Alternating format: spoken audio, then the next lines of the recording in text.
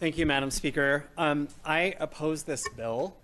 And before I get to my personal reason for opposition, I just want to explain a little bit about my understanding of the bill. And when I first heard about the bill, I was so confused. I thought it was so strange and unusual that we would be taking a stance like this.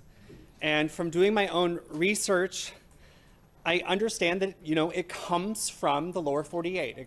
It's a bill that was imported here. There are organizations such as ALEC, the American Legislative Exchange Council, which is that particular organization supports this bill, and it's an evangelical organization that writes legislation for Republican-controlled states to adopt and drive conservative causes. They've been very successful, as the member from Homer just stated. 34 states have passed this. Also, many municipalities have passed similar legislation. For example, in 2017, in a city right next to my hometown in Texas, they only provided hurricane disaster relief to those who promised they would not boycott Israel. In Kansas, a teacher was threatened with losing her job if she would not sign a pledge saying that she would not boycott Israel. Other states have passed their version of this legislation and are moving on to new forms of this legislation. In Oklahoma last year, the governor signed into law a bill that would forbid a state from doing business with a company that, quote, discriminates against oil and gas companies. Other possible anti-boycott targets are gun control and factory farms. So this bill is not organic to Alaska. It's been imported here. And some may think, well, who cares? It's just some strange blip, innocuous thing. It doesn't matter. But it's not innocuous. The bill attacks the very core of who we are as Americans.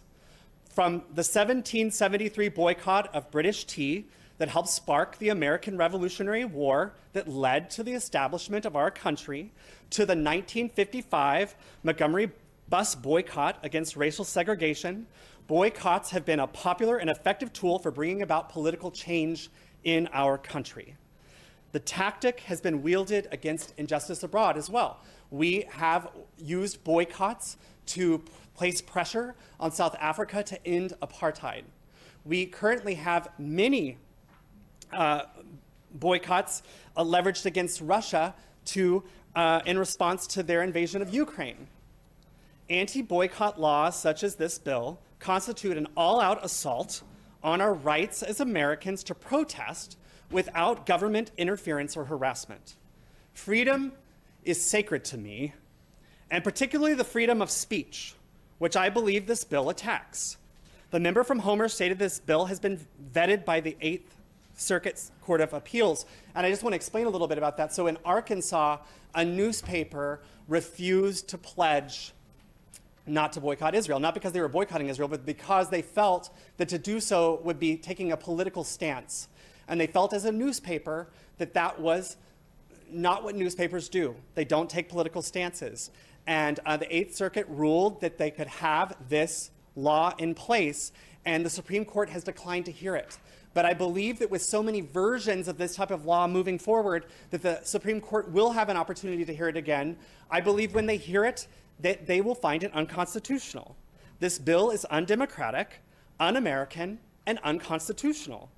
The last I checked, Alaskans love their freedom. This bill, imported from the lower 48, restricts our freedom and absolutely has no place in Alaska. Thank you, Madam Speaker.